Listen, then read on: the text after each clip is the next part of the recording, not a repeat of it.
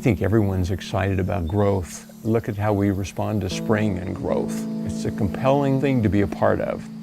I was living in Oregon, involved in businesses that grew slowly. A friend of mine called and said, "You can't imagine what's happening down here. You have to come see." And I got pretty excited about what I saw. Amazing, smart people from all over the world gathering here to feed on each other and the ideas that were being created here to develop completely new things. Silicon Valley continues to be the center of new business creation and a lot of innovation. We're blessed with this system, and I think we have to protect it. One of the pieces that I worry about a lot is our educational system.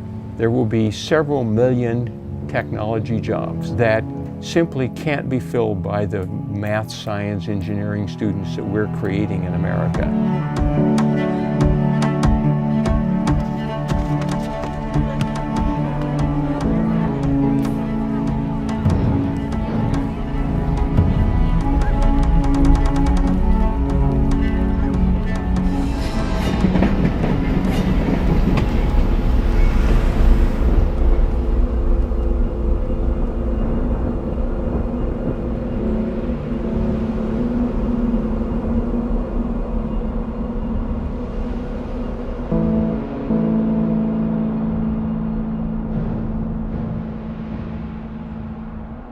A lot of times when people think of Silicon Valley, they have a certain image, but it's really two different systems. The students that are being served on the east side are very different demographically than the west side of Silicon Valley. So you have a combination of both differences in community resources and differences in the educational resources that sometimes are available to the schools.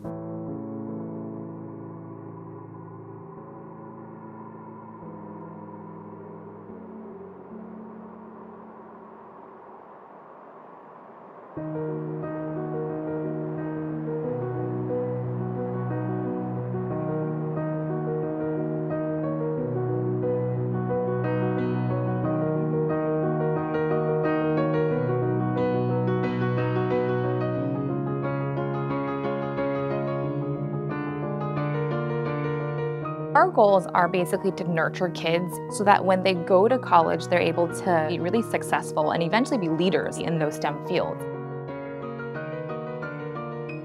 This program is making a difference in the lives of children so they can participate in the next generations of Silicon Valley.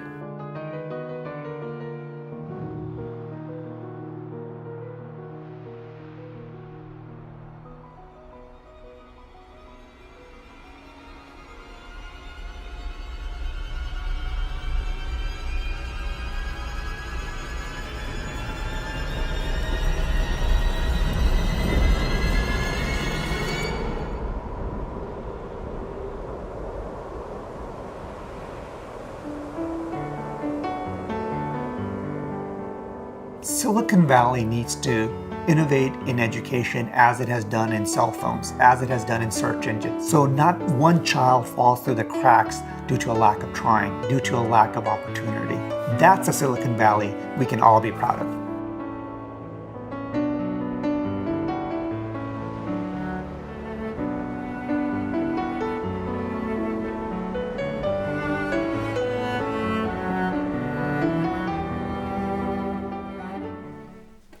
Good morning, everyone, and thank you for joining us today at our Women in STEM Forum. My name is Veronica Gonzalez, and I am the Director of Development at the Silicon Valley Education Foundation. Today, we're here to discuss issues facing women working in science, technology, engineering, and math fields. Despite accounting for 48% of the U.S. workforce, women are sorely underrepresented in STEM fields, with women representing only 26% of the STEM workforce. Only 11% of Fortune 500 technology company executives are women, and only 5% of technology startups are owned by women. Additionally, 3 out of every 12 women who graduate from college with the STEM major continue to work in STEM fields 10 years after graduation. Through an open dialogue with our esteemed panelists, we hope to create and encourage the next generation of women innovators in STEM. Our moderator today will be San Jose City Council member Magdalena Carrasco. Magdalena graduated from Independence High School. I know we have a few students here there. in San Jose and has worked in our community for decades. Growing up the child of immigrant parents, Magdalena learned the value of hard work and community service at a very young age, a value that has propelled her to serve families, children, and this community her entire life.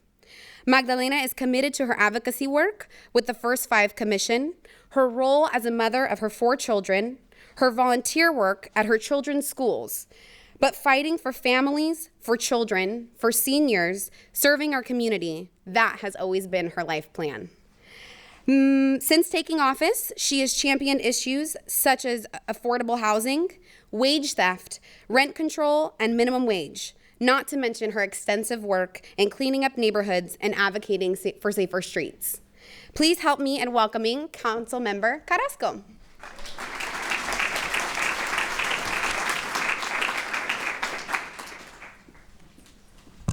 Good morning.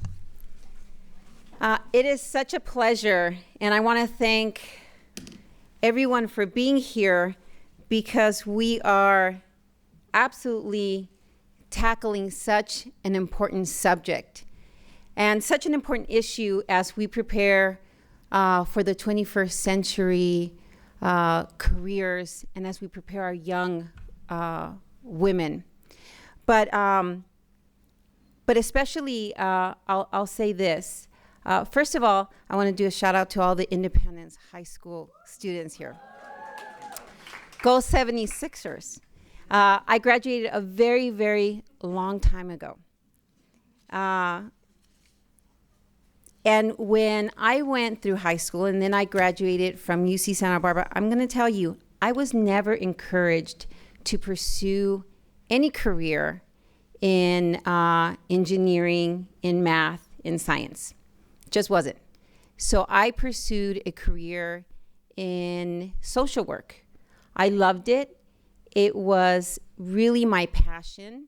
But, you know, sometimes I do wonder what my life would have been like had I pursued a career in the sciences, especially given the fact that we're in San Jose, that we're in the middle of Silicon Valley. And now as I'm raising my 4 children, I have 3 beautiful girls and a wonderful son, all very intelligent. I try and support them in all of their pursuits, but it is a different world. It is a changing world. And we know that globally, the world is looking at us for our ingenuity and our creativity, and we are leading the way. And we will be hearing from an incredible and impressive panel today about what we can do to really encourage the pursuit of STEM careers in a way that I, as a young girl, never thought possible. So I'm very, very honored to be here with all of you, and I'm very honored to be able to introduce our panel this morning.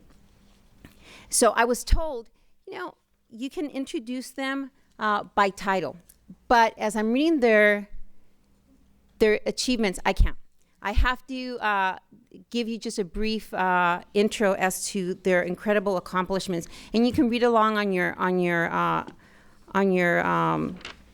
handout here. But I have to say it out loud because they're so impressive, and we're very lucky to have them here this morning.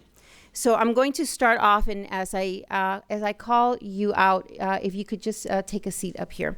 So Erin Teague, who is the Director of Product Management for Yahoo. Thank you so much for being here. Erin was recognized as one of the 100 most influential women in Silicon Valley by Silicon Valley Business Journal.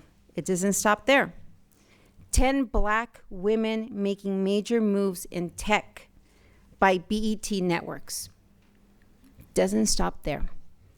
35 women under 35 who are changing the tech industry by Glamour Magazine, and Silicon Valley 100 by Business Insiders. Thank you for being here.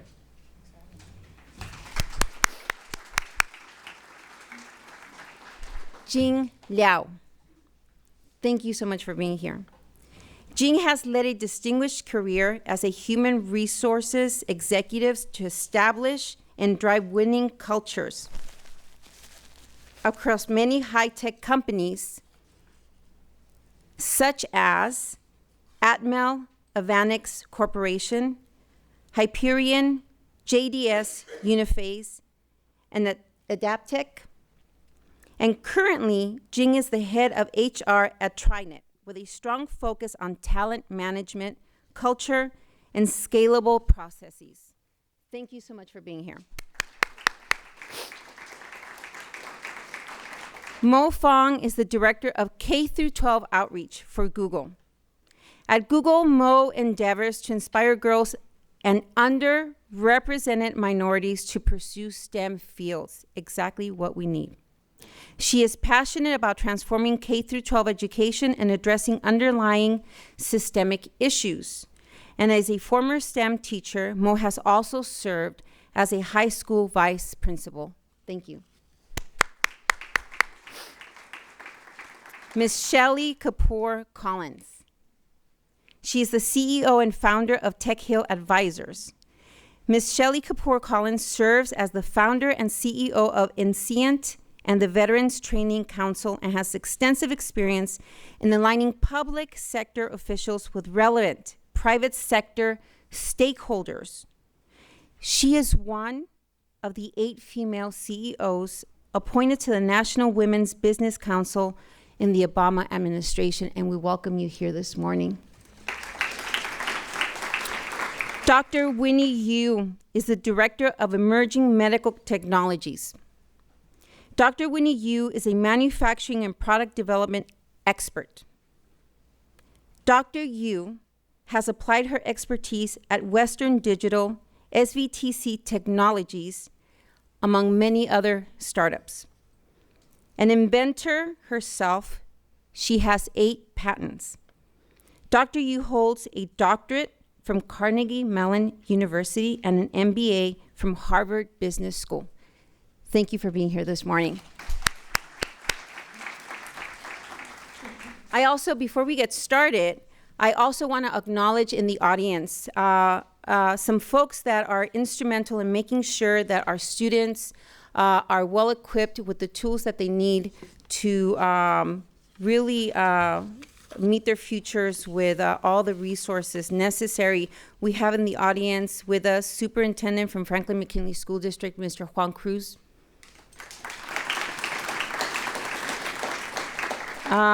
My council aide, but also Franklin McKinley School District trustee, Mr. Omar Torres. Representing Assembly Member Rich Gordon's office, Anna Coe.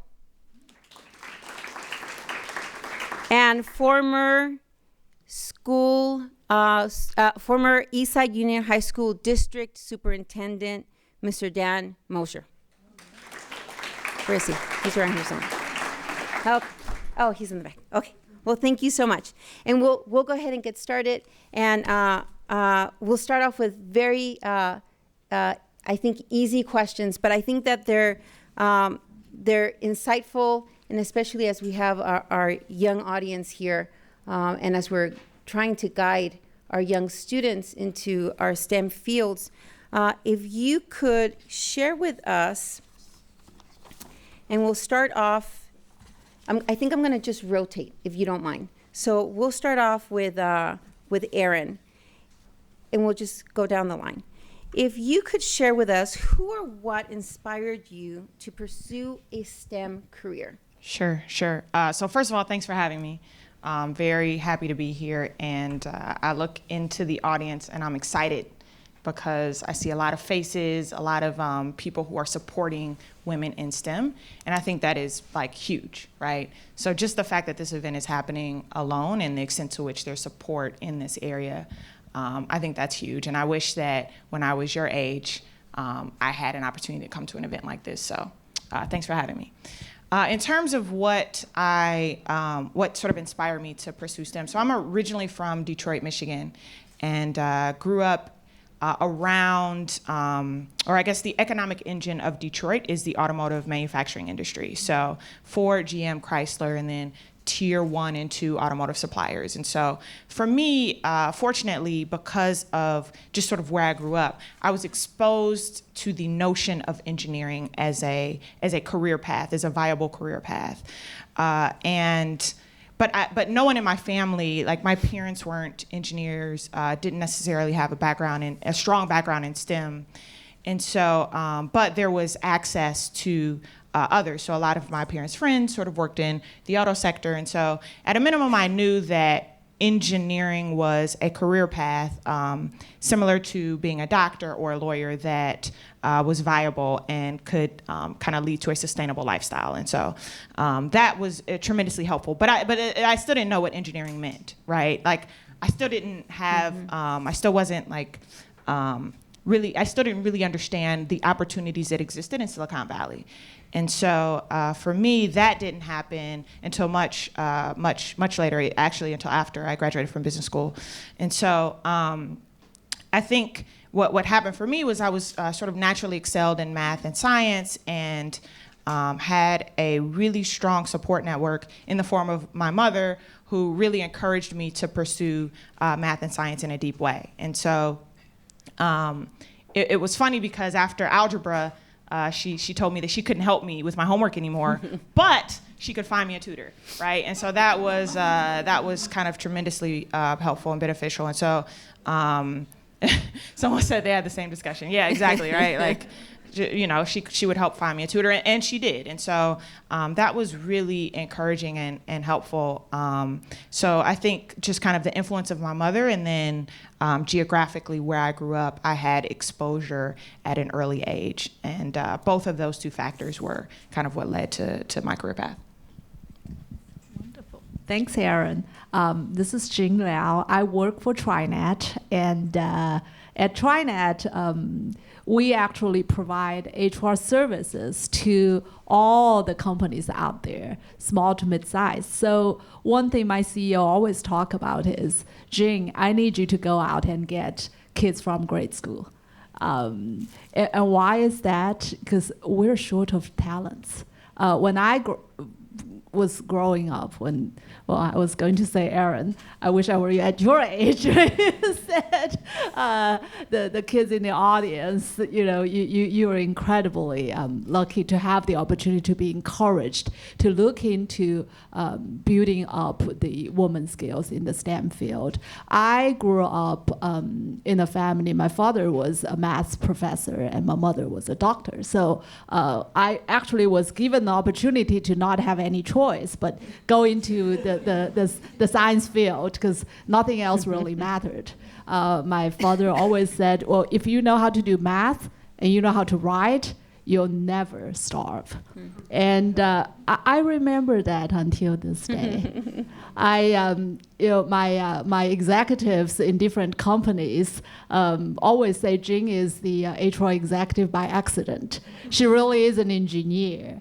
And I will say, and I'd love to share this with audience here, one of the key elements that really helped me to serve my companies, the businesses I've been in better, was having that science capability. Mm-hmm. And I'd love for all of us to be able to appreciate that. It really isn't just, you know, you're able to connect, you're able to talk. You having that basic capability to innovate, to analyze, that allowed me to really be able to continue to be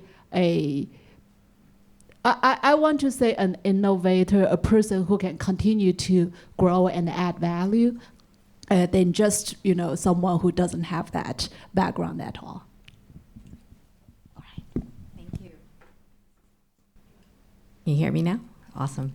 So thank you for having me here as well and to represent Google. Google is just a wonderful place to work because we really do support learning and education, and it's great to see all of you here.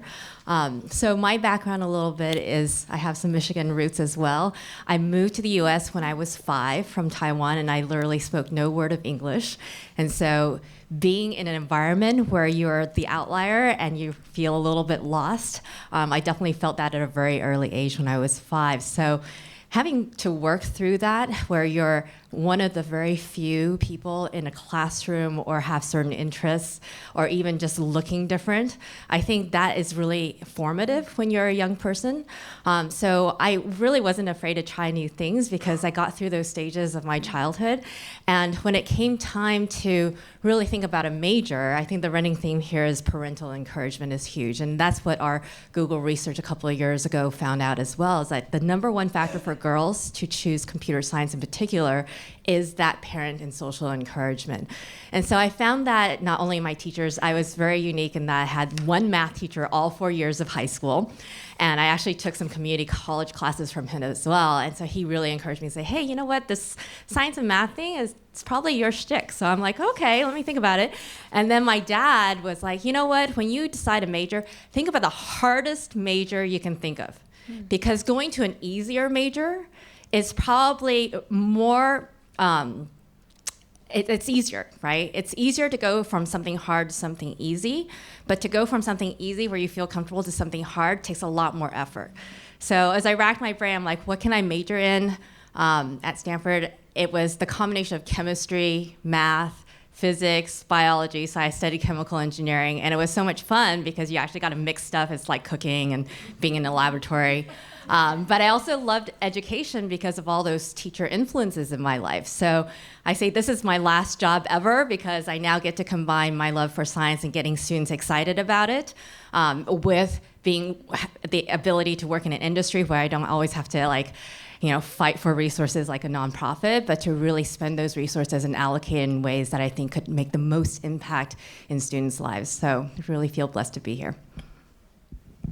And I feel so lucky to be here with everyone on this panel. Shelly Kapoor-Collins, really excited to be here. Thank you for having me. I am going to pretty much say exactly what my co-panelists are saying. For me, it started with early exposure in our family. My parents immigrated from India. I was born in India, raised in Maryland, and then came to Silicon Valley after that. But truly in our home, it wasn't that I was getting a degree in STEM. I was getting a degree of survival. Because as the daughter of immigrants, right? You either got a degree in engineering or law or medicine, and I didn't know anything else. So I'll never forget, my dad is an engineer. He's one of the smartest people I know. Math is like on the back of his hand. And in the 7th grade, I came home with a C in science. I knew it was a bad thing. I didn't know how bad it would be. And he flipped out. He flipped out. But what he flipped out at more than the C was that I said what I heard at school the other day.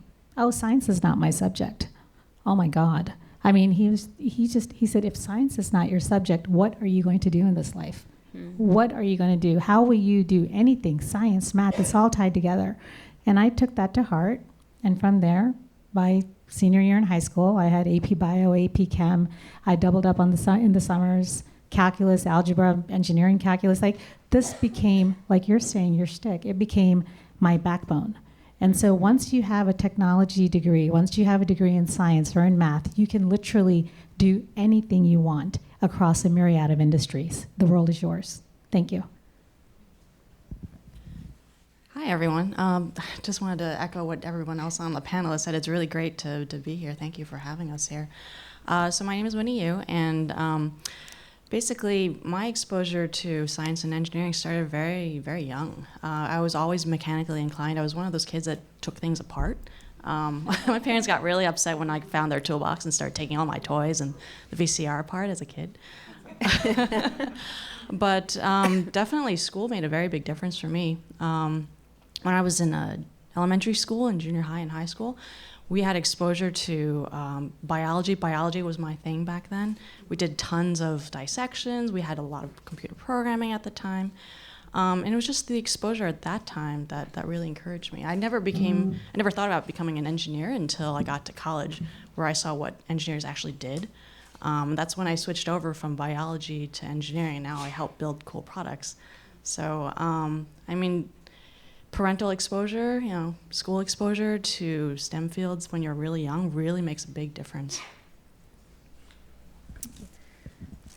Thank you so much. So I think that's wonderful for all our parents to hear how parental guidance and support and early exposure makes such a key difference. It's so critical. And so I'm glad to have our parents here as well. But getting on to our next question, if we could start with Ms. Jing. The next question. We all have our challenges.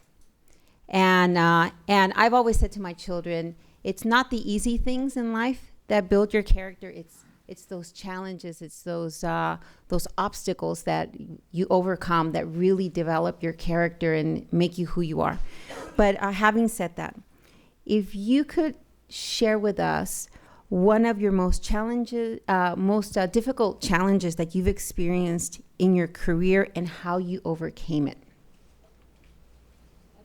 That's a loaded question. Okay.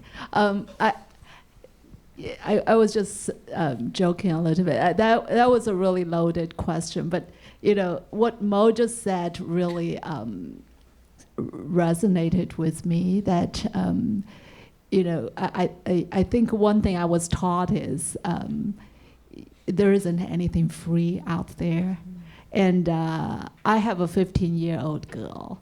And I have that conversation with her on a daily basis. What's easy, what's fair, what's not fair. I remember when I was working at JDS Uniface, I started with the company. We went through a $40 billion merger between JDS Uniface and SDL. And we went through that merger, and there was a big bubble busted. The whole economy started to go down. I basically had to go through I think we had more than 30,000 people. We needed to go through a whole global realignment. And I was new, I was an immigrant, and I was on a working visa. And I just had my child. So the situation was, you guys may not appreciate, especially the kids. When you're in that situation, if you lose your job when you're on a working visa, you leave the country within 7 days. My daughter was just born. I remember I was coming out of a board meeting, and I was new. I was hired to manage through that $40 billion merger and integration. And I was working night and day, not really thinking about how much risk was there, but really thinking, how can we make this work? And I remember walking out of the board meeting, and I was walking to my car in the parking lot. My COO was driving home, and he stopped his car. He lowered his window. He said, "Jing, you did an amazing job. You're going to be with us." And it really, really was great to have you here. That was about, I want to say, within a couple months of my starting with the company. And what I want to say is, when you are in a situation that's difficult, it's hard, the power is with you. You want to focus on things that are meaningful, that are critical, that will make value for others, instead of worrying about your own little thing. I am not giving enough time to get my homework done. I'm not, my partner is not putting in what he or she should be putting in. Therefore, the project will be delayed. I hear about it every day, both at home and at work. What I always want to give back to folks is, you have the power. You have the power. And hold that power, you will be advanced again and again and again. Yeah, that's nice. Yes, thank you. I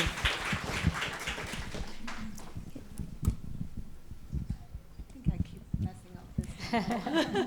I think we're still good, right? All right. So the biggest challenge in our career. So for me, it really happened when I was working as a teacher. After 3 years of teaching, my principal came up to me and said, "Do you want to be the assistant principal?" I'm like, that's crazy talk, right? Because I didn't have my administrative degree yet.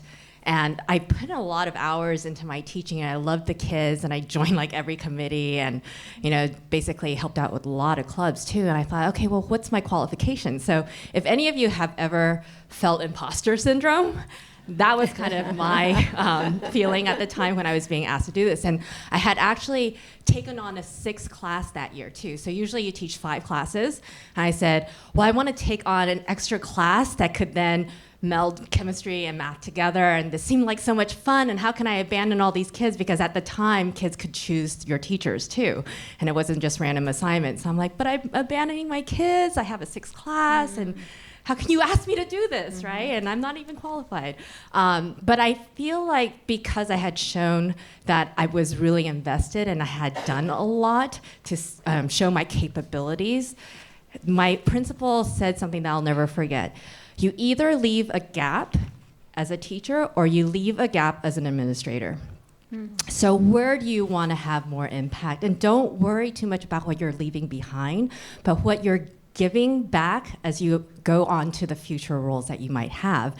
And I'll say that year was really tough because I had to go to classes in the evenings to get my emergency credentials. I was working a full day, going to classes at night. And then some of the teachers were much older than me, right? So and had been teaching a lot longer than me. So when you're in an environment when not everyone trusts you, and some of those teachers were actually in administrative credentialing courses, that was really tough, right? So I think that year taught me a lot about how to be compassionate, how to listen, and how to really help with the skills that I had, that I brought in, and to really respect the skills that everyone else brought as well. So I think that was an amazing year, and I'm so glad I had it, but it was really, really challenging for sure. Thank you.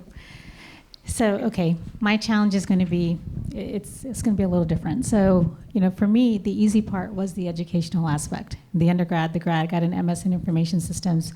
I got a lot of pushback at home because information systems was seen as being soft. It's not computer science. But, I did that. But for me, the challenge was I worked in amazing companies. I worked at Oracle. I was there for 10 years, had a great experience, but I was never passionate about it, right? Like what was missing for me was that I wanted to be my own boss. I wanted to have my own company. I wanted to be successful in my own right. But there was never the right time. So one day, I just picked the time. Our daughter was 10 months old. I was 6 months pregnant with our son, and I called a lawyer, I incorporated, and I started my own thing. I quit my job at Oracle. So I had the flexibility to do that. But that is when the challenge really started, right? Running your own thing, running your own business, big or small, it is hard. And so my husband's looking at me like, I didn't sign up for this. You're supposed to be a stay-at-home mom. What happened? So this is after we had our kids. So from there, the next challenge was, once I started my own business, I now wanted to transition industries. And I think someone said when you go from easy to hard, that's more difficult. So I now I had this decision, and I wanted to get into the political world. And I put my all into getting into politics because I wanted to apply my technology degree to an area that inspired me every day. And that's how I am now, with Tech Hill Advisors and being able to work at the intersection of things that I love, politics, policy, and tech. So the challenge was, how do I get there? I did it by a lot of hard work, a lot of commitment, and I'll never look back, and I'll never forget those lessons that I learned.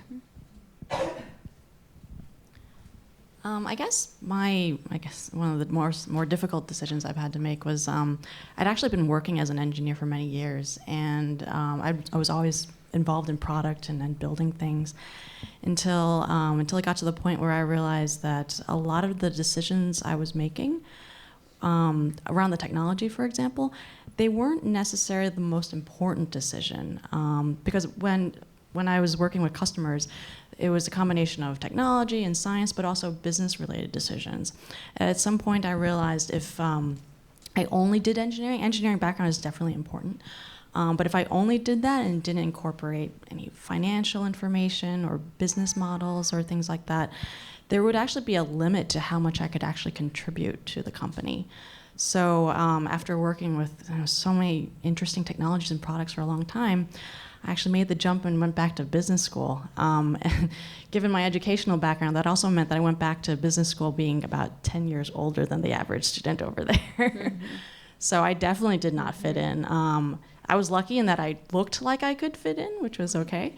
But just being psychologically 10 years older than everybody else was a very big stepping stone for me.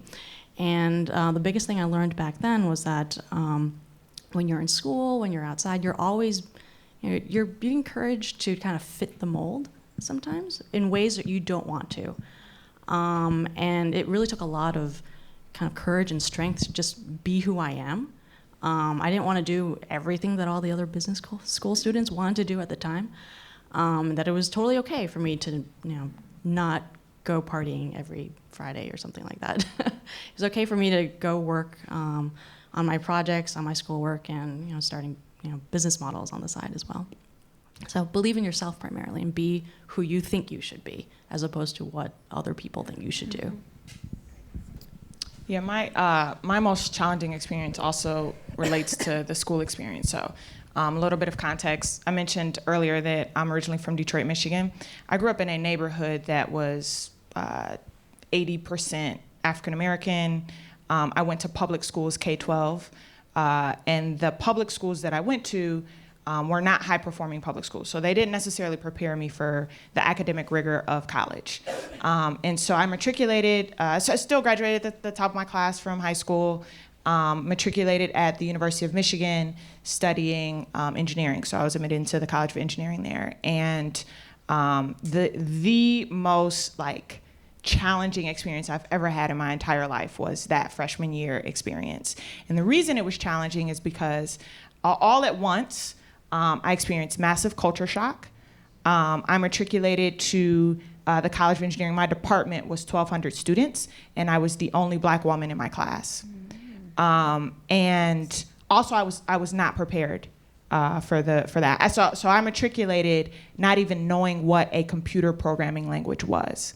So not only did I have a steep learning curve, but I didn't even have the lexicon to communicate what I did and did not know. I remember freshman year sitting in my very first circuits class, and it was a 3-hour lab, and there was prep work, and I was reading this prep work document, and I couldn't even understand the language, the words. I'm Googling the word, this is early days of Google. So Googling the words to figure it out and put it together. But, my thought process was, well, if I don't know this, surely no one else in the class knows this, right? This is the first class. So I showed up to lab, and 15, 20 minutes in, people were completing their assignments. And I'm just trying to figure out how to read the assignment, right? That's how far behind I was. And so that experience, someone mentioned imposter syndrome. So it was culture shock. It was imposter syndrome. I was also, the normal freshman transition experience to college, right? Being away from home, being independent for the first time. So all of those experiences kind of wrapped up in one, and I had this crazy learning curve to overcome. Fortunately for me, because of the benefit of the neighborhood that I grew up in, is that there was a lot of support around me growing up, a lot of reinforcement with respect to the extent to which I was smart. So people believed in me, and as a result, I believed in myself. So I figured out over the course of the subsequent months that the fact that I was behind wasn't my fault. It was just kind of circumstantial, right? But I believed that I was smart. And so I felt like if I could just put everything on the table, work as hard as I absolutely could, that I could catch up, and then I could be in a position to compete with my peers. And a lot of phone calls home, tons of all-nighters, tons of asking the dumb question in a one-on-one situation. I monopolized office hours and tutoring. They were kind of my special classroom experience. And just kind of but believing that even though I was kind of asking the dumb questions, and my professors may or may not have had the patience to kind of walk me through it and would look at me kind of strangely because of the extent to which I did not know the fundamentals, I still was just kind of hunkering down. I would call my mom. She's like, "Erin, you're smart, don't worry. persevere, like just, what can we do? How can we support you? And just kind of having that support system was tremendously helpful, that I could always plug back into at home.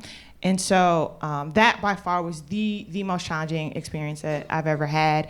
And fortunately, all those all-nighters paid off. I graduated with honors, computer science degree, computer engineering degree, and the rest is history. But I will say that what that experience taught me was like, one, the extent to which just having like crazy work ethic is important, and to whatever extent it's possible, like kind of just like leaning into the imposter syndrome. But I think that experience prepared me for every single experience I've had ever since, right? Like ever since, I've always been the only Black woman on my team, right? Like literally, like the rest of my career. I've always been one of very few women. I've always been kind of in this situation where I had a bit of a learning curve to overcome, and figuring out how to use that as motivation as opposed to allowing it to defeat me, I think was kind of the most important experience I've had. Mm-hmm. Well, thank you for, yes. I think as we listen to our panelists, when we talk about challenges, it kind of really, you have to dig deep and suddenly think of sometimes they're painful experiences, and I think what Erin just shared leads us right into nicely right into our next question. But what I want to point out, as we have our superintendents here and our board of trustees, is really the question of how do we prepare our youth so that when they step in that first day into college, they're not already steps or miles behind that first syllabus, right? And I think what Silicon Valley Education Foundation is also doing in terms of exposure to STEM careers and classes and coding and all the different opportunities is allowing an opportunity to close that, whether it's the digital divide or it's an opportunity to really close that gap, because we know that gap exists. And I also served on the Eastside Union High School District Board of Trustees before I was elected to the City Council. And so we served one of the largest high school districts in Northern California, where we could be gleaming the best talent in all of California and potentially all of the world. But we need to make sure that we offer opportunities where students are not feeling like they can't even read the assignment, correct? So I call out to our superintendents and our board of trustees to make sure that we have our students prepared for those classes. But now, leading into that, Ms. Veronica touched upon it when she was introducing the subject this morning. But in the U.S., women currently make up 47% of the workforce, yet account for only 26% of the STEM workforce. So that's a staggering statistic. So 47% of the workforce are women, yet only 26% are STEM. Additionally, only 11% of Fortune 500 technology company executives are women. Only 11%. And only 5% of technology startups are owned by women. Why do you think this is? And why do you think more women aren't coming into STEM fields? And we'll start with Ms. Mo. Thank you. So we just did another research study just to get exactly to what are the root causes that more women are not in STEM. And if you take a look at some of the graphs that have been published over time, if you compare computer science to the other STEM fields, the statistics are even worse. And in fact, in the 80s, women graduating in computer science was at 37%, and by 2014 it was at 18%, a 50% drop. And you don't see that in physics or other engineering fields in STEM areas, which is incredible. So why is computer science in particular? So our research is really around computer science, but I think is relevant for all the other STEM fields as well. And to get to the punchline, one of the most important factors is access. Right, so this week we did an even deeper dive into access, and what we found after surveying 9,600 people, and that included 9,600 principals, 1,200 superintendents, is that parents and students collectively, 91% said STEM, computer science, is very valuable. I expect to be learning it in my schools to get that early exposure that all of us have been talking about. But superintendents and principals, the administrators, only 25% even offer any type of programming class. And there's a lot of confusion too about what computer science is. It's not using your computer to do Google searches and making Word docs, right? It is actually about the creation of technology.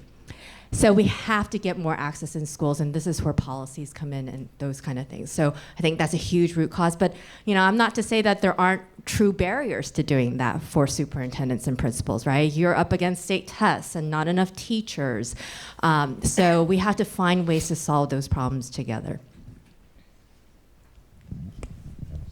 Thanks, Mo. That's a great point. I actually just went through another study in looking at, I think one of the former Yahoo executives who is a female, she made a comment at another woman leadership forum in saying when 25 years ago, she was looking at her daughter, she was thinking, when she grows up, the world will be better. We'll have a bigger percentage in the woman leadership world, in the STEM world. And what she's found out is it actually has gone worse. Why is that? I think what Mo said about access is a very important piece. I think it's a two-way street. We do have a lot of times, a lot of opportunities. We just call it as, we need more, but how do we get to more? What is the awareness of getting to more? Parents, what are we doing in getting our kids to be able to have access to those? We spend a lot of money actually in all kinds of things. I can't say it enough that there is always a trade-off. If you always get into picking the easier tasks, what one thing what Erin went through in college the first year, you're going to have a lot of those in life. It's so much better you get those tough learning experience in school than it is you never face those. You get it in life, in real life, when your parents are not necessarily there, when the school, the teachers are not necessarily there, you need to be on your own. You want those skills. So for me, I always want to look at the providers in providing more, in looking into more, but I will go back to, we need to take control. The girls, the female practitioners, there is no excuse, no reason to say girls shouldn't be able to get into the STEM fields. There is absolutely no data showing there is any capability gap. There's absolutely zero. If you've seen one, come let me know. I'll analyze it and study it with you. But until that's proven, prove it wrong. Do something yourself. Push yourself there, no matter what you want to do in the future. I was a chemistry major. I was fully expected to be a scientist. I ended up being an HR executive. But you know what? You can be anything you want with a strong science background. And don't give that power to others. Yep, just adding on to that, So these metrics are terrible, right? So women make up half of the workforce, but only a quarter of the workforce in STEM, right? Like, that is terrible. And then of that, only 10, 11% are execs, and only 5% are founder CEOs. And so I think like I don't think there is a silver bullet to solving this problem, right? It is a hard problem to solve, and it's multifaceted. So I think that the root of it, if you look at studies, the problem starts much earlier. It starts at infancy, it starts at adolescence, and I think that a lot of it has to do with societal norms, right? So if I think about kind of the toys that kids are exposed to, there is a big difference from toys that girls are expected to play with and toys that boys are expected to play with. Toys that girls are expected to play with are those are Barbie dolls, and so the critical thinking that is encouraged there is just around kind of like fashion, looks, kind of putting clothes together, hair, right? The toys that boys are encouraged to play with are critical thinking skills that inspire thoughts around building, around making, Legos, building blocks, right? Like transformers, right? How are you putting together something? How are you taking it apart? And so, for me, I think about, fortunately, I had an older brother growing up. He was 3 years older. I wanted to do everything that he did, which meant that I play with Legos, I play with building blocks, and I play with video games. A lot of Silicon Valley founder CEOs talk about the extent to which video games had an influence in their desire to become computer scientists at an early age, right? So one thing Mark Zuckerberg, the founder CEO of Facebook, has mentioned is that he first learned how to program because he was playing a video game and couldn't, was dissatisfied with the experience and wanted to make it better, right? Like that is critical, those are critical thinking skills that I think are very much divided along gender lines, and that is societal. And so that is one thing that I think kind of needs to change. But then it's also about, right, so if you kind of think I'm just gonna go through the whole progression of life. So that's toys as a kid. And then once you're in school, right, the studies show that girls tend to lose interest in math and science around the 3rd to 5th grade, right? And that is heavily correlated with the extent to which girls are inspired to make connections with what they're learning to the real world experiences around them. And so addition, subtraction, right? Some of these kind of core fundamental things that are required to do well in STEM related fields.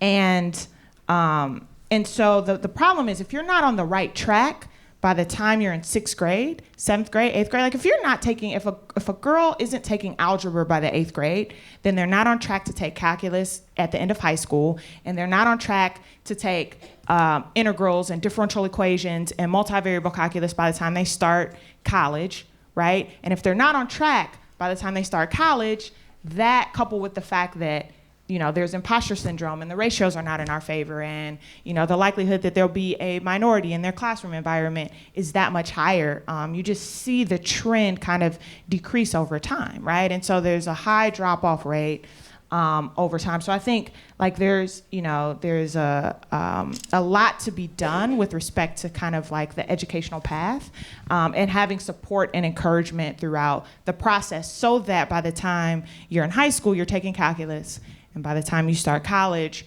you're ready to take on like some of the harder challenges. And so I think it starts at a young age. It's societal. It's about reinforcements at home, and it's about being on the right track all the way through. That was a great answer. So, everything that I'm hearing so far is, I could absolutely go on and about that and agree with that.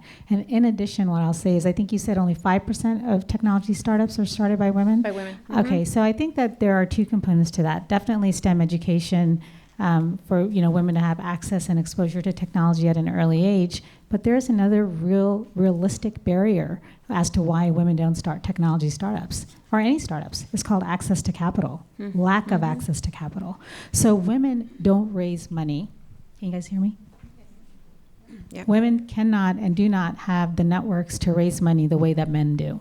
Okay, There is a reason that it's called the old bro network, right? Men raise from men, men give to men. And without access to resources, access to capital, women can't start, scale, and launch businesses, and they certainly can't be 100% participants in the innovation economy. So that is number one.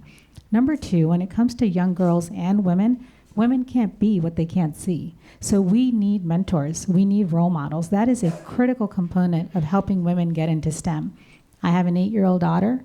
She knows what STEM stands for. She knew it when she was 5 years old. Okay, so again, it goes back to that exposure at home, that early exposure and showing them what's possible. But again, how many of us can look to Mark Zuckerberg or Steve Jobs and say that he's a role model? Who can we point out as a woman in the field? Can someone name someone for me? Just name me one person as a woman. Who is the female Mark Zuckerberg? We don't have one. So the role model component, it is on us. It is on us. It is on us as women of influence to use our connections, our networks, our ability to share this information, because not everyone is going to get the exposure at home.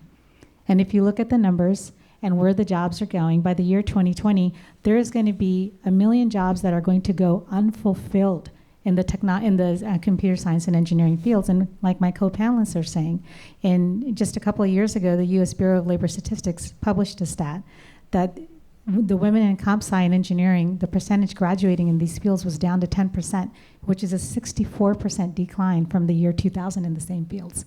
Why is that happening? Because we're not teaching them, we're not showing them what's possible. And for our own global competitiveness, we can't afford not to. Yeah, I feel like we've covered everything, but just to echo what everyone else is saying, and also speaking from personal experience, when I was growing up, Sally Ride was a big role model for us. Do you guys remember her? Yeah, right. I can't think of any female kind of astronaut or technology role model that we have. I mean, we were talking about it at work we had posters at one of our field offices of famous scientists and engineers. One of them was Marie Curie, and then the rest was all men. And then Tony Stark. I feel like we need a female Tony Stark somewhere in media. But also to touch upon what Erin had said about how we teach engineering, for example. I actually taught freshman electrical engineering for 10 semesters. So I can speak from that experience, at least in teaching college engineering. How we teach it in college is very different from how it's probably taught in either it's definitely not taught in elementary school, but junior high and high school. It was definitely a culture of you either knew this or you didn't. If you didn't know this, you were not cut out to be an engineer. And just over time, as I was teaching, I was one of the first teaching assistants that people would see when they got into engineering school there. And over time, I started realizing, that's probably not the best way to teach students if they have not already had some kind of engineering background to begin with. Not everyone who enters college knows how to build circuits, right? Just like you, I had no idea when I got into college. That meant I spent a lot of extra time in the lab. We had 3-hour labs. I'd spend 4 or 5. I would go to office hours all the time. I noticed that when I taught office hours, most of the students that came to me one-on-one tended to be either female students. This was electrical engineering, so this was only 10% of the class back then. It probably has not changed significantly since then as well. Or students who had never done it before. These are the students who, in general, it's hard to ask in front of a lecture hall of 90 people, I don't understand. Right, but it's much easier to ask one-on-one, and I think it's really important to be able to ask those kinds of questions. Maybe it's definitely much scarier to do it in front of a big lecture hall, but definitely with your professor, with your teacher, because if you don't ask those questions, you're never going to learn it. And it just takes courage and effort to do it. I just wanted to add something really quick because we've been talking about how the numbers are really bleak and there's not a lot of access in schools, but I feel like you are all very much empowered now with technology to access informal learning opportunities. So if on the way out, there's a small table outside that has postcards of free online learning that you can actually just tinker with outside of the schools, right? So I just wanted to make sure that everyone knows that you don't, if you see a gap, there's probably a way for you to fill that gap somewhere else. You just have to ask. And then who do you ask? Hopefully you have guidance counselors in schools. And in fact, I think California has the worst statistics, like 1,500 on average students per high school counselor, if they even have one at all. So when we talk about mentors, like who are your mentors, right? So from the video, your teachers, your parents, go online, do some Google searches on things that you're interested in. And I'll just plug another one called the connectory.org. So the connectory.org is a repository for all STEM-related learning opportunities, and you can just search by subject area and something will pop up for you in your local area. Can I also absolutely. add, this just really get me thinking, and along the line of what Mo just said, I do want to emphasize on one thing, that is, not every girl or boy is can graduate as all A or 4.0 student. That does not stop you from pursuing the knowledge. I'm with Erin, like just in the macro environment, we've brought the girls up saying, the princess, the pink Barbie doll, and so on and so forth. But you know what? It's never too late to pursue something, to pursue a skill set you don't already have. If you miss that path of getting myself ready in algebra by 8th grade, if you didn't have it, it's not too late. Let me tell you, you still have the energy, as Erin said, to throw in tons of all-nighters. Let me tell you, you have a lot more energy than I do today to throw in all-nighters. When I do an all-nighter today, when I was in college, when I was in chemistry, I thought I'd never feel tired. I feel very differently now. So you have the same intellectual capability and physical gifts you just get naturally. Don't feel discouraged if you're not advanced at this point. It's never too late to take it up, to build that skills you don't feel you have. Not everyone has to be gifted in every single thing, but don't hold yourself back in pursuing and getting the skills. I am so thrilled. There are so many opportunities, so much information available for you to learn and get those skills. And when you're in school, there isn't a better chance, a better time for you to learn. When I brought my phone with me, when you are doing your chats, think about what skills you might be getting from your friends, from people you're connecting. And maybe it really does pay off if you focus on 1 hour online learning, if that's what you need to do, on some STEM skills. Don't hold yourself back. And it's never too late. It really is never too late. Thank you. And it's true, you can keep those all-nighters much better than the rest of us can. But thank you so much for that.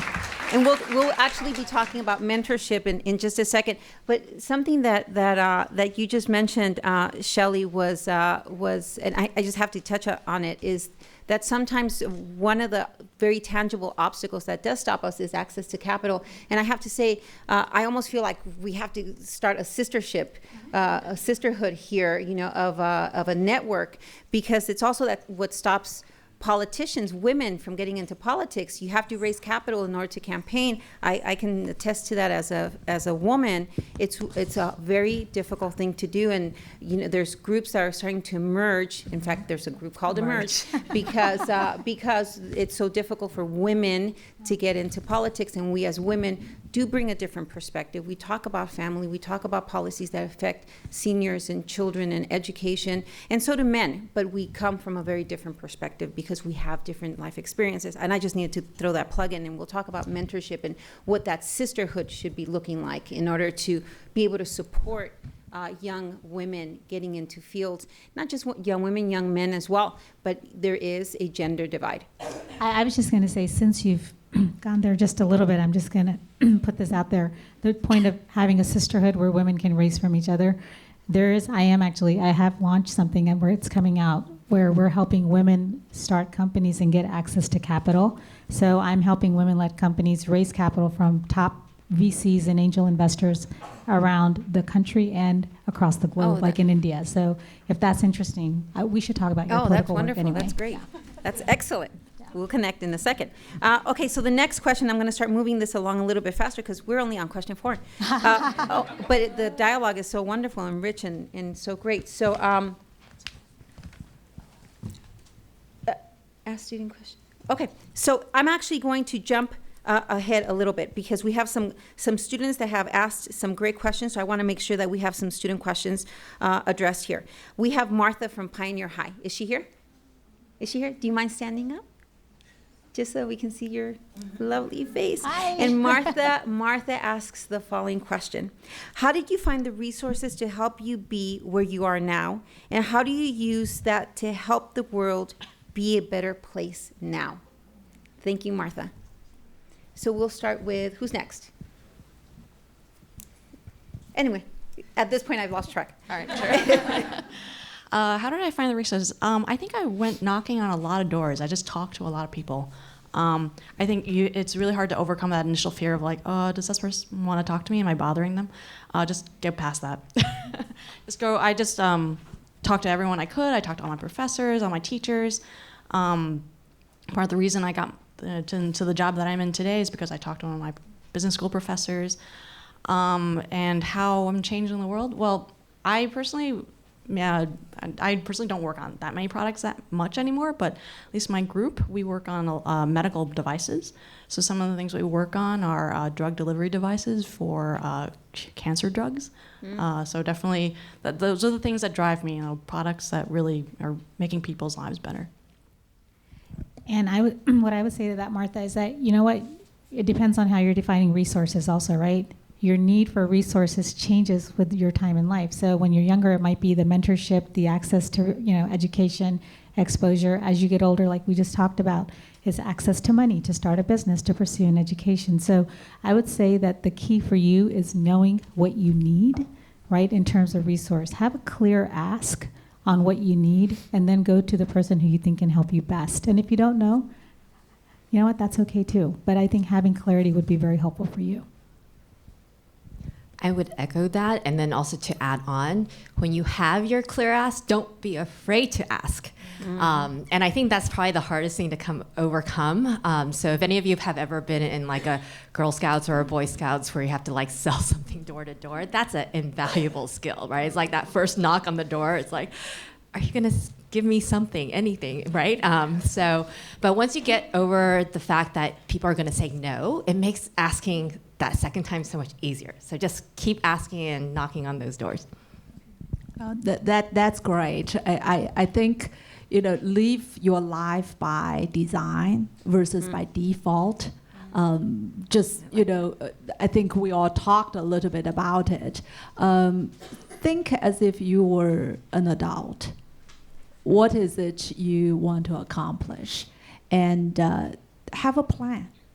And then, being pushed back, being turned down, it's just part of that process. If you think about it that way, you get much less frustrated, and you will give yourself that courage.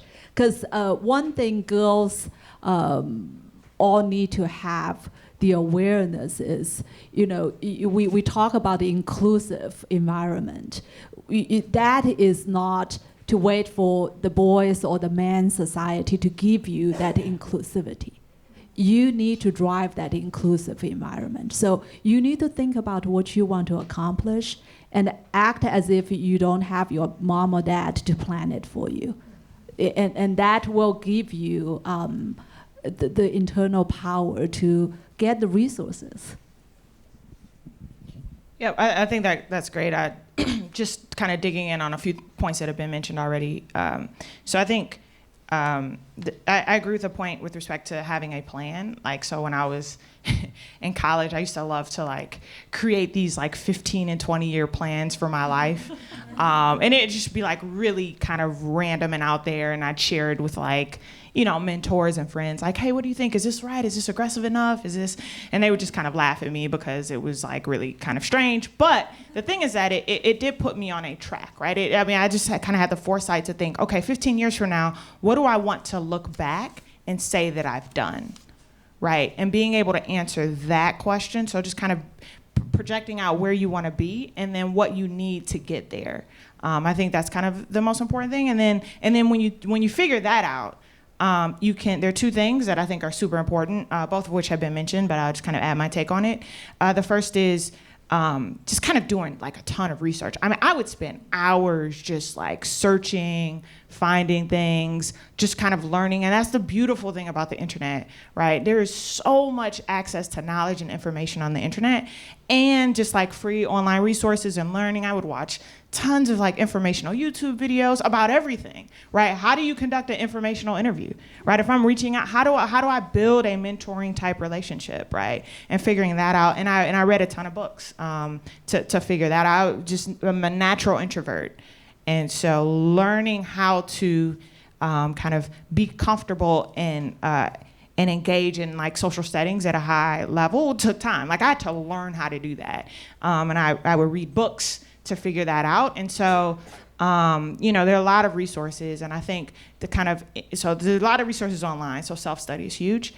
But then also kind of reaching out to people. So I think that point that was mentioned was tremendous, because I think the thing that I never understood is like I would always feel like I was imposing on people that I would reach out to. But the reality is very few people so first of all, people love to talk about themselves, right? Like, just like we all are kind of long-winded in our answers. Like, people love to talk about themselves, and so like, and that's true about everyone.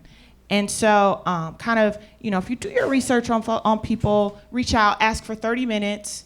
It might not be this week or this month, right? But people will make time for you if you can. Like, I try to make time. I mean, a lot of people helped me throughout my career path get to where I am today, and so. I'm never gonna say no, right? But it might take a couple weeks or whatever to figure out the right scheduling. But people will make time, and 30 minutes. If you make it convenient for them, come to their office or whatever, and you have well-researched questions like, hey, here are a couple questions. I know you did this in your career. How'd you think about your career change there or there? Like that is just goes a long way. And those kind of insightful experiences, I will reach out to everyone. Worst case scenario, they don't respond or say no, or maybe it takes a month for them to respond. Totally fine, all of which is fine. And so, but those experiences, kind of learning from other people. Also, don't underestimate what you can get from just like online learning from people, reading their bios, et cetera. So those are all. I would study people, right? Like I read so many autobiographies of successful people. And just kind of study their habits and learn kind of what things that they believe were helpful in their careers. Yeah, great advice. I have a question from Angie and Savannah, another Pioneer High School representative. Where are you? Angie and Savannah, would you stand just so we can see you? And here's the question. So we've already touched a little bit upon it, but maybe if you can just expand a little. What actually got you interested in STEM? So your parents encouraged you, they exposed you, but where did you get that passion, that itch to actually get into it? Barring your parents pushing you into it. I'll be really brief. So for me, the freshman year, first computer programming class that I took, challenged me to think in a way that I had never thought before. Doing well in that class was really about the way that I thought and had nothing to do with memorization. And that was incredibly interesting to me. And I was like, wow, this is the subject matter for me. I'm enjoying every minute of this class. It is insanely hard, but it wasn't about memorization and regurgitation. And that for me was like incredibly inspiring. And so that was it. Never look back. So I got into STEM because of my parents. My dad wouldn't let me go anywhere if I didn't get my math full school. But you know what? I'm actually I was a terrible kid. I just hated being controlled. Oh, okay. I wanted to be free. That's one of the biggest, most important thing in my life up until today. You can talk to my CEO, and he will say, yeah, if you want to put Jing in the box, that box will be broken. One thing I always have is that curiosity. I want to be free. I want to figure it out. So that drove me to study math so hard, because it basically, it's like you're watching something, opening it up, and the more you get yourself involved, the more joy you get, and then the more you figure out, and then it doesn't become a mystery anymore. That intellectual curiosity gave me so much training in my analytical skill, analytical thinking, and also critical thinking. I can always go back and apply some of those skills. Even today, when I'm analyzing an M&A and the merger or acquisition, I'm buying a company, I'm analyzing it, I'm looking at it, just that logical thinking just got me so much freedom. I always say I enjoy to be ahead. I love it when I'm so far ahead. It takes people a long time to catch up. Then I have time to reset. If I made a mistake, I have time to correct. So I love freedom. And that's what got me going and going. I would never take a textbook answer. That applies to me in my HR management. If my guys say we need to do this just because this is best practice, it will never get anywhere. But if you want to have that control, if you want to have that freedom, you need to do a lot of work. You need to be prepared. So it's kind of a self-fulfilling process I went through. I'm still going through. I wish I had a more altruistic or, I want power kind of answer. I think for me, I just like to have a lot of fun, and I was a latchkey kid growing up, and so don't underestimate the power of media, right? So I watched a lot of things on Sesame Street about how things are made, and there's actually a TV show now called How It's Made. I'm having my kids watch it, and it's just wow, all that science behind how shirts are made or shoes are made or every little thing and how it's made got my curiosity piqued. And I also love to cooking and seeing how when things are mixed together. If you ever did an experiment with non-Newtonian fluids and cornstarch and mixing it with water, and you're like, wow, this is just feels weird, right? So it's just having fun, right? Really got me passionate about STEM.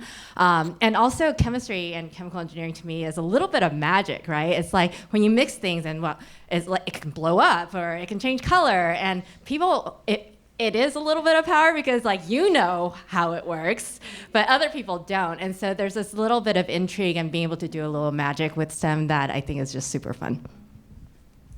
Thank you. So, I hate failure, right? So when I got that C, in science in 7th grade, and my dad freaked out, I would say if I could go back and look at the top 5 times in my life, count those days that put me on my course, that was one of them, because I went into overdrive, right? I went into getting into the top science classes. I went into more of math because I wanted to do better than that. So competing with yourself is really, really important, pushing yourself. And to what Mo is saying, technology is magic.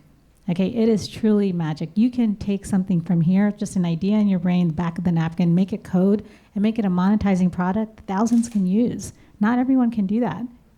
I mean, that's really something special in our times. And so I hope that you guys will take advantage of that. And so that magic has kept me in STEM, in the technology field. And lastly, the undergrad may have been my parents, but the master's was me. I went back. I got what I wanted to do in education, and what I put into it is what I've gotten out of it. Thanks. Yeah, so to echo a few, everything always gets covered before it gets to me. Definitely the magic of seeing how things are made. I mean, I remember being young, and has anyone walked into a Krispy Kreme donut factory? No. Isn't that the coolest thing ever? How they have the open machinery that shows you how all the donuts are made. Basically, seeing the magic of how things are made and how products are done in general. But in addition to that, just very quickly. I was constantly being told, oh, girls can't do this, they can't do math, they can't do science. For me, if anyone tells me, oh, you can't do this, I'm super competitive, and I'm like, I'll show you. So just don't let people get you down, right? It's just, if someone says you can't do that, oh boy, yes you can. You can do that, and you can do it way better than they can. Great, thank you. So we touched briefly upon the importance of reaching out, talking to someone, seeing role models. I want to talk about mentorships and mentoring opportunities. And recently, we have seen the emergence of mentoring groups for women in STEM fields, like Million Women Mentors. And over 3 in 4 female students in STEM fields have reported that having a mentor in their field of choice will greatly increase their odds of success. Do you mentor other women in your position now? How would you encourage younger women to find mentors and to mentor others? So I'm going to let you, by the democratic process, decide So who I'll would say, like to go first. panels like this are really useful to finding mentees. I've been on panels like this. I went to Leyva High School a couple of years ago in San Jose, ended up picking up 3 mentees. And so now, I mentor them. They write to me. They tell me about their courses, about their friends, the fights that they've had at school. If someone is making them not feel good about themselves, and I guide them from that through which courses they should take.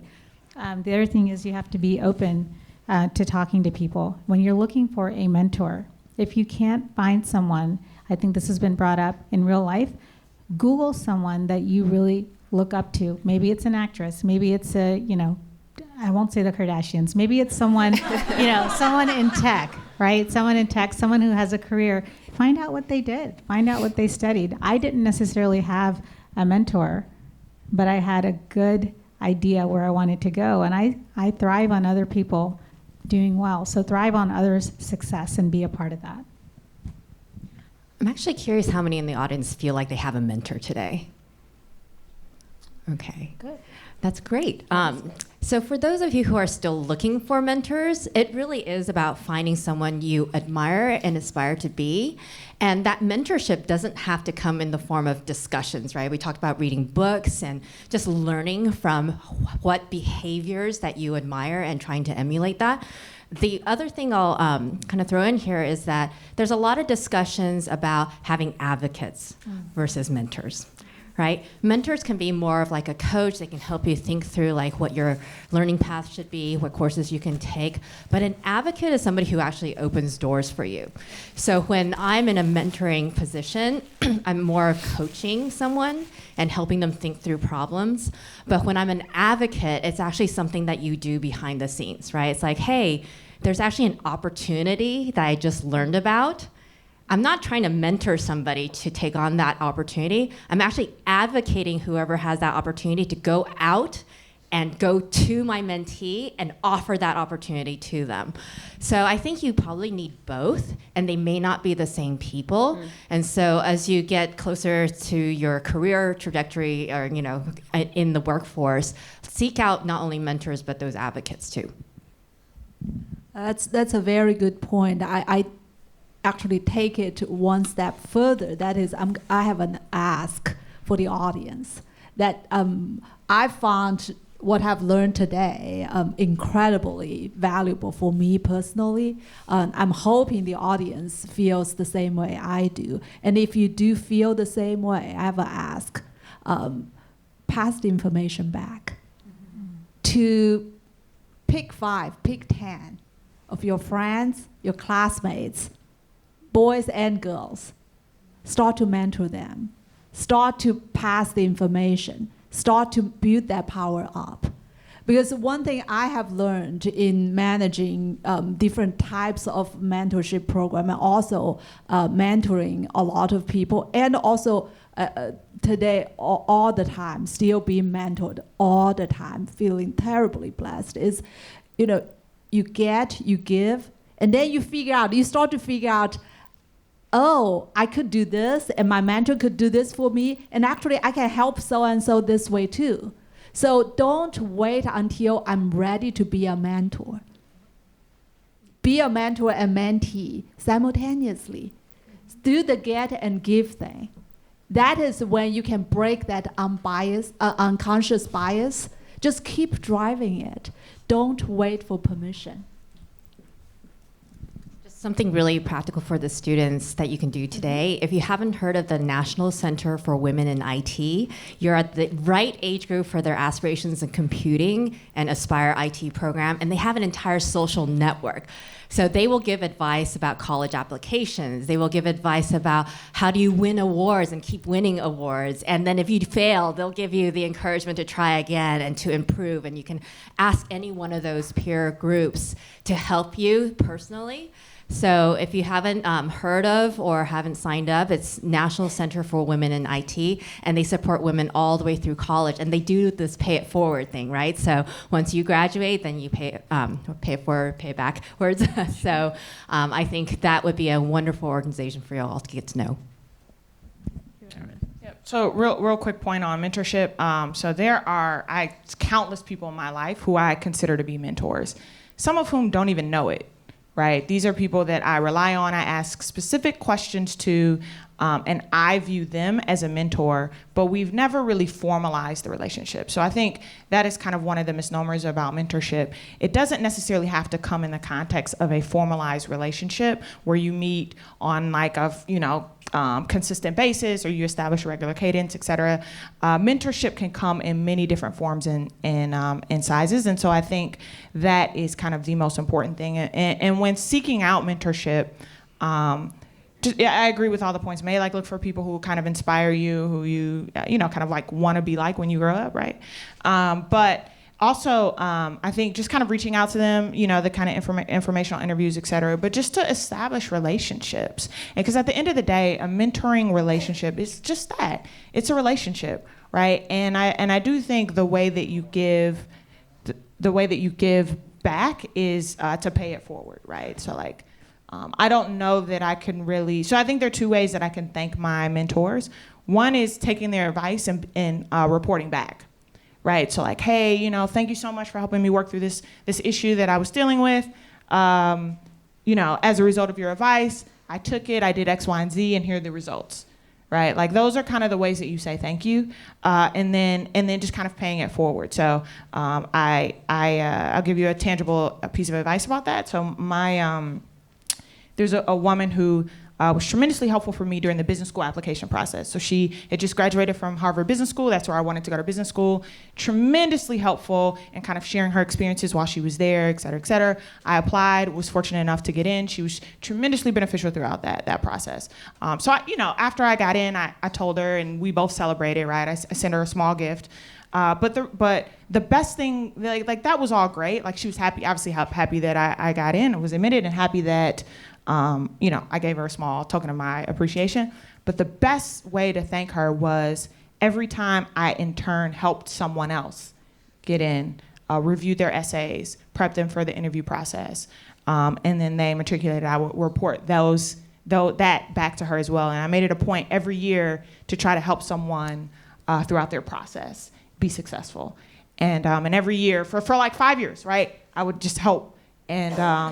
And every single time she was just like, wow, Erin, like that's fantastic. Like it's like a multiplier effect on the impact that she had on me and my life. And so I think that is kind of the most important thing. So mentorship can be informal, should be about relationships first. Don't necessarily feel the need to formalize it or to say like, hey, will you be my mentor? I don't think you have to formalize it in that way. It's also a kind of an awkward, maybe uncomfortable question.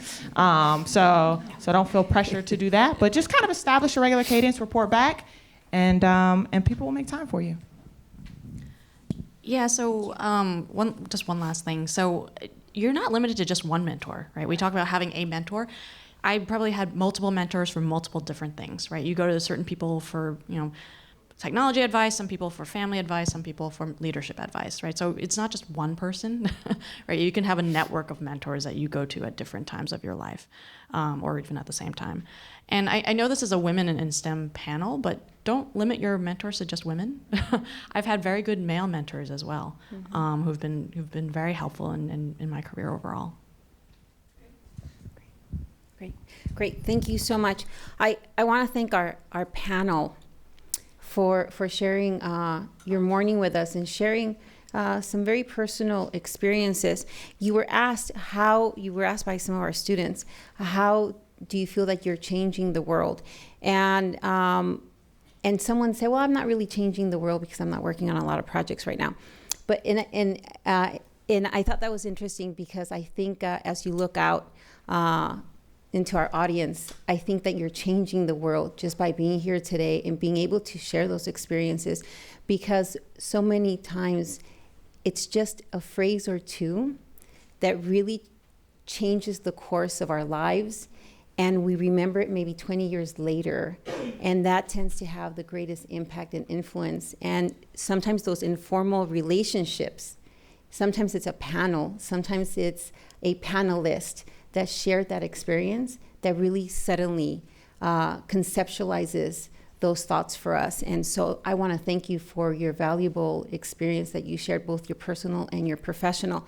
And I want to tell you that as a council member, not just for District 5, which is East San Jose, but for one of the largest cities in California and one of the largest cities in the United States, I'm so proud to be able to have two of our high schools here, Pioneer and Independence High School, and to have you address them this morning. So I thank you also at a very personal level for your wealth of information that you shared with our students here today. And thank you for being here.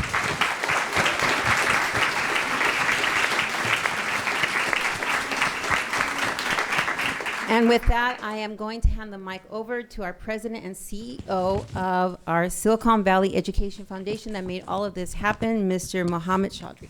Thank you so much. Thank you so much. Give a hand to our moderator. Thank you. Thank you. So you don't need to pay attention to me, but pull out your phones.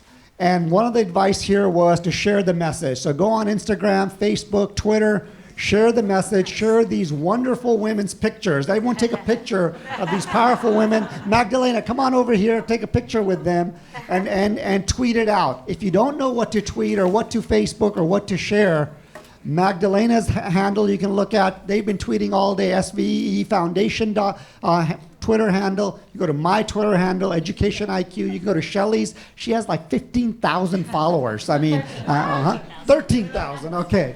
You're getting there. After today, we're going for 15,000. In addition to these, the second thing I want you to do is make sure you go home with a mentor. So I'm going to introduce 4 groups to choose from. The number 1 group is up here. Number 2, all the educators, please stand up. Give them a hand.